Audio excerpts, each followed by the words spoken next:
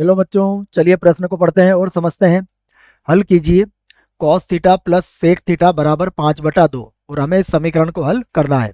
प्रश्न को हल करने से पहले प्रश्न के लिए हम मुख्य अवधारणा लिख लेते हैं, जिसकी सहायता से हम इस प्रश्न को हल करेंगे। तो अवधारणा मुख्य अवधारणा में हम प्रश्न से संबंधित एक सूत्र लिखेंगे, जिसका प्रयोग यहाँ पर किया जाएगा। देखिए, सूत्र यह है कि यदि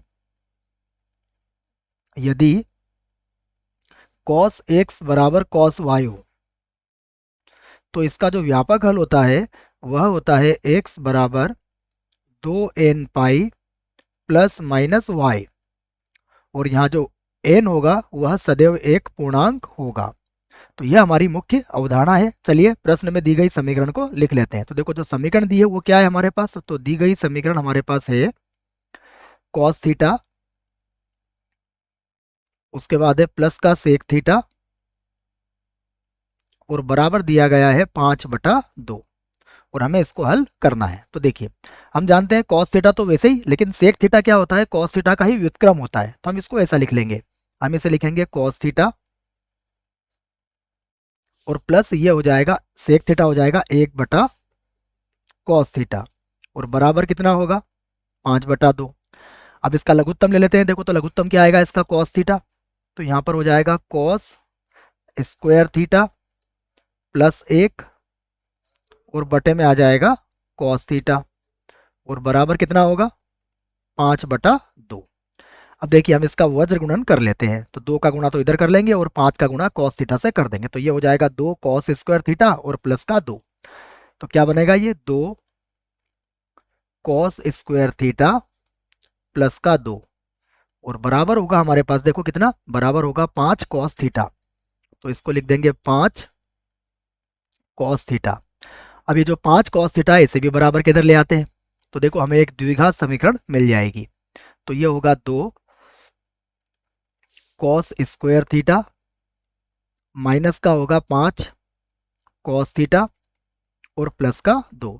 अब हम इसके गुणनखंड कर लेते हैं। देखो, तो ये होगा 2 cos स्क्वायर थीटा, और यहाँ पर लिख लेंगे हम माइनस का 4 cos थीटा और माइनस का cos थीटा, क्योंकि जोड़ने पर हमें कितना चाहिए था, माइनस का 5 cos थीटा, और गुणा करने पर कितना चाहिए था, प्लस का 4, और प्लस 2 वैसे के वैसे ही लिख देंगे हम। अब देखिए, दो दो के समूह बना के हम यहाँ से जो भी उभयनिष्ठ गुणनखंड है उसे हम कॉमन ले सकते हैं। तो देखो, यहाँ से जो कॉमन आएगा वो कितना आएगा, ये होगा 2 cos थीटा कॉमन आ जाएगा। तो यहाँ पर बचेगा cos थीटा, और यहाँ पर आ जाएगा माइनस का 2। इसी प्रकार यहाँ से हम 1 को कॉमन लेंगे, तो ये होगा cos थीटा और माइनस का 2 बराबर 0 हो जाएगा।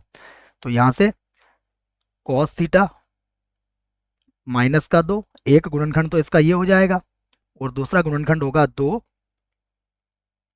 cos थीटा माइनस 1 बराबर 0। अब दोनों ही गुणनखंडों की तुलना हम 0 से अलग अलग कर लेंगे।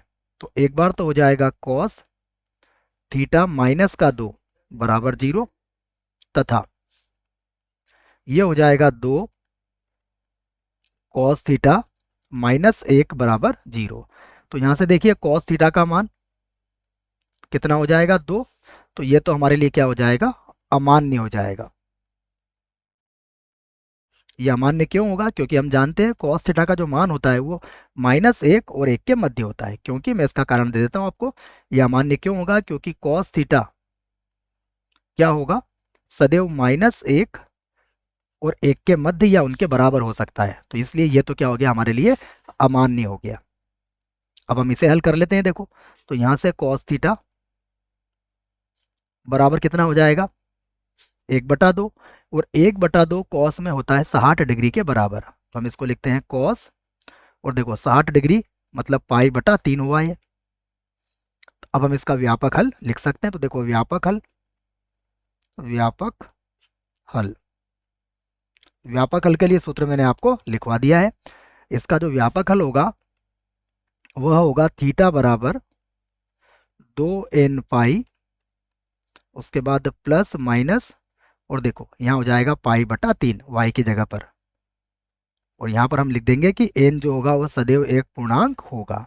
और यही हमारे प्रश्न का उत्तर है। आशा करता हूँ आपको इस प्रश्न का उत्तर समझ में आया होगा। धन्यवाद।